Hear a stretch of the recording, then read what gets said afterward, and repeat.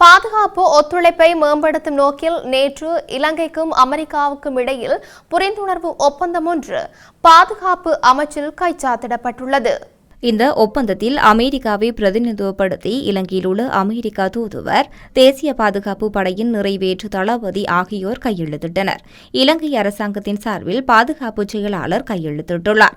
இந்த புரிந்துணர்வு ஒப்பந்தம் மூலம் அமெரிக்கா பாதுகாப்பு திணைக்களத்தின் அரச கூட்டுறவின் கீழ் மெண்டானோ தேசிய பாதுகாப்பு படை, அமெரிக்கா கரையோர காவற்படையின் 13வது பிரிவு மற்றும் இலங்கை ஆயுதப்படை ஆகியவற்றுக்கு இடையேயான ஒத்துழைப்பு மேலும் வலுப்படுத்தப்படும் என்று தெரிவிக்கப்பட்டுள்ளது.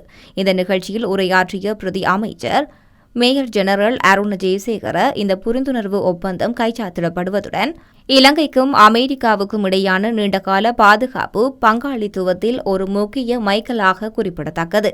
அத்துடன் அமெரிக்காவின் தொடர்ச்சியான நட்பு, ஒத்துழைப்பு மற்றும் தாராள மனப்பான்மை என்பவற்றுக்கு இலங்கை ஆழமாக நன்றி தெரிவிப்பதாகவும், இந்த ஒத்துழைப்பை மேலும் பலப்படுத்த இலங்கை எதிர்பார்ப்பதாகவும் அவர் குறிப்பிட்டிருந்தார்.